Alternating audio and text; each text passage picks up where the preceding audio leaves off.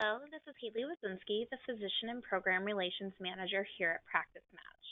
This webinar is all about coping with stress while in residency or in training in general, just as a way to make sure that you're not just, hoping that, hey, everything will eventually get better.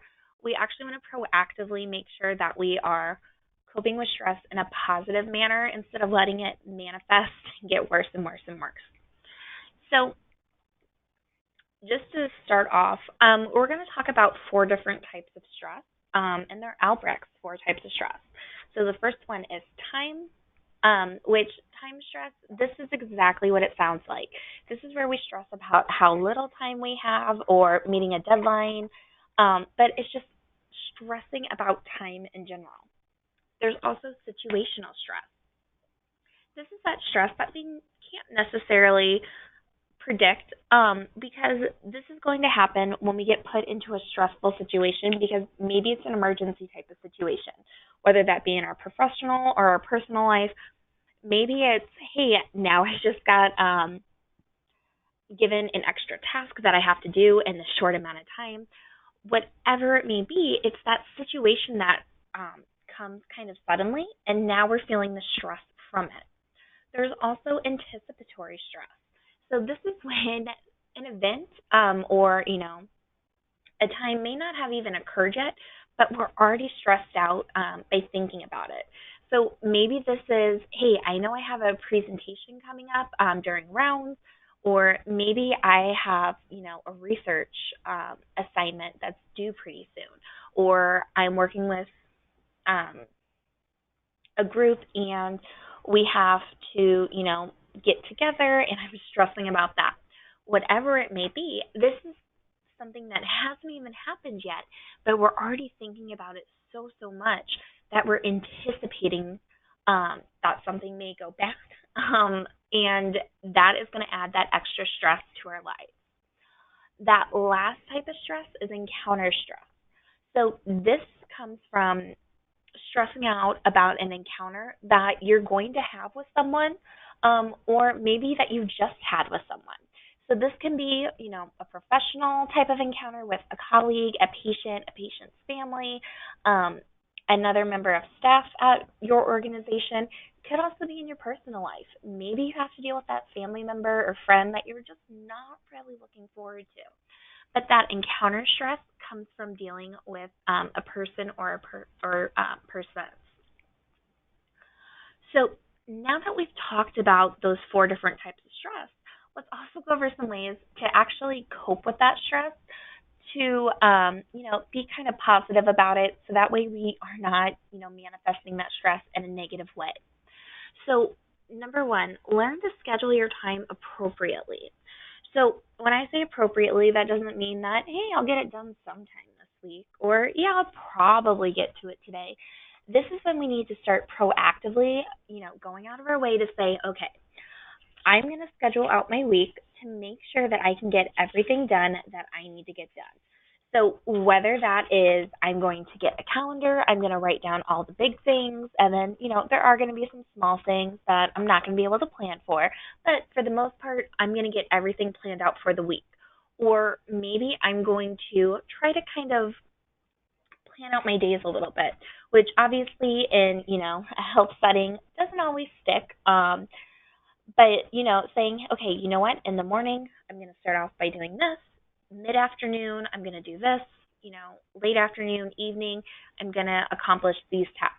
But it's starting to plan that out so that way you can start to schedule your time, especially whenever you start to kind of realize, your day isn't just, hey, I get done at work and I go home and I don't have anything, left over from work. We all feel, different with how we deal with work. Sometimes we have great days and we're feeling good. Other times we have bad days, and that just may make us a little bit mopey, or it may make us, kind of lethargic to do anything, or just really upset, and now we need to go do something else to kind of counteract that. So make sure that as you are starting to, kind of look at your days, that you're not just scheduling yourself to the minute to where you have no time to, adjust anything, but make sure, that you do have out, hey, this is the day that I'm going to prep all my meals. I'm going to, I know on Wednesdays that's when all my favorite shows are on. So Wednesdays, that's when I'm going to fold laundry, and that's whenever I'm going to just kind of, take me time for whatever that may be. So start to kind of plan out your time a little bit. Also, learn how to say no and when to say no. This is something that we're all guilty of at some point in our life where maybe we didn't really, say no to taking over or staying over for someone or taking someone's shift on the weekend because hey, they wanted to actually go out and do something. You didn't really have anything planned, but you were going to try to get caught up on some stuff. Or maybe it's having that friend or relative that is constantly, begging you, hey, let's go to dinner, let's go see a movie, let's hang out. You have to learn how to say no. Especially if you're already feeling stressed out because, hey, I don't have enough time to do stuff. I want to make everyone happy. Can't always happen. So sometimes you do have to say, you know what, I would love to, but unfortunately I cannot. I'd love to take your shift this weekend, but I have a lot to do. I'm so sorry I can't do it this weekend. Maybe it's telling that friend, hey, you know what, I'd love to get dinner with you, but we just got dinner last week and I have a lot of studying that I have to do. I have a lot of other things that I have to get done this weekend because it's my only free weekend or this is my only free night. I have other things that I have to get done. But you have to prioritize that because if not, every once in a while we may find ourselves going, oh my gosh, I shouldn't have gone out to dinner. I shouldn't have taken that extra, shift for someone. So learn how to say no. Also, try to make sure that you're getting enough sleep or rest. I know all shifts are different. Some of you may be on shift way longer than, time allows for you to get, that recommended, 7, 8 hours of sleep. But also, nap throughout those times when you can. You want to make sure that you are, getting enough rest because if not, that can start to play into that mental state of not knowing, how you actually feel because maybe you're feeling really stressed out.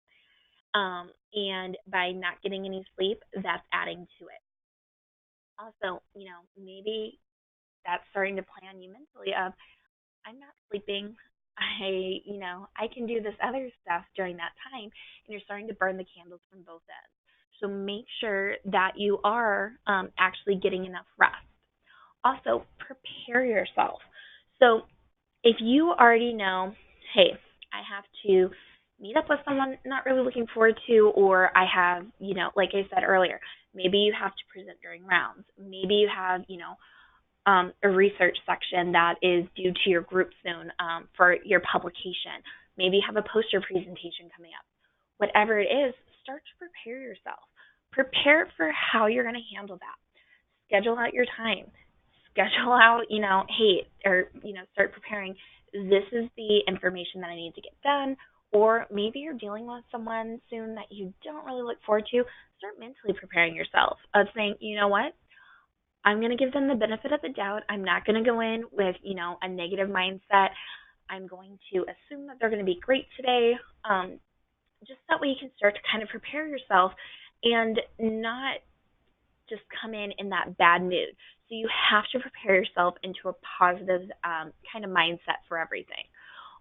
Also, have support. So this is one really big thing that if you don't feel like you have a support system, maybe at work or in your personal life, you know how stressful it can feel to go through a situation and not feel like you have someone that you can talk to or that you can kind of rely on to give you some guidance or just help in general. So find support, whether that be, a friend, a family member, a colleague, other staff at the hospital that maybe you don't necessarily work with every day, but you get along with and you trust them.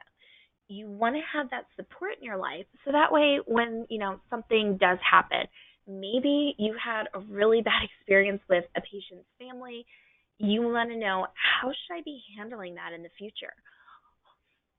go through, that support and say, hey, you know what? Have you ever had to deal with, a family like this? How did you handle that situation? Because maybe you got really upset and you started yelling back at them or something, and hey, probably not the best way that we want to,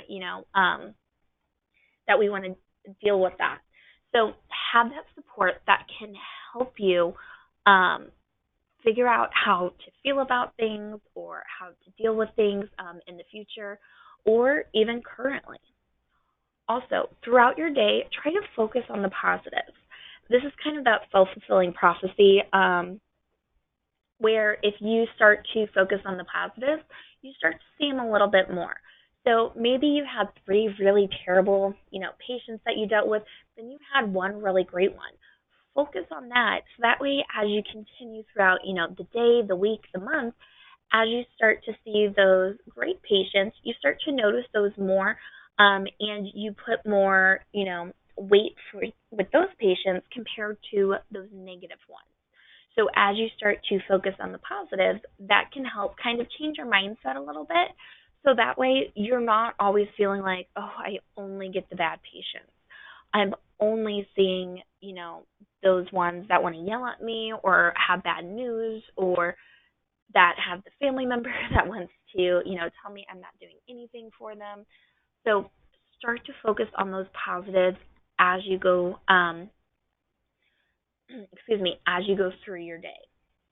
But also, just to kind of go back a little bit, as you are, going through training, practicing, whatever it may be, if at any time you are starting to feel so overwhelmed, make sure that even if you have that support system, but you feel like, hey, you know what, they're always there for me, but I just need a little bit more, reach out to someone, whether that be, a mental health professional or, someone at the hospital.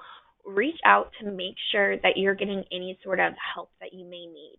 Because sometimes that stress can manifest and manifest, and then all of a sudden, something negative to your health may, come up from that. So make sure that you are reaching out, whether that be, like I said, to a colleague, mentor, friend, family member, or to a mental health professional that can help you kind of, cope with that different types of stress. But if you have any questions, please feel free to send those over via email at practicepath@practicemaps.com, or you can also call or text my cell phone at 314-745-0869. Thank you so much, and I hope you have a great day.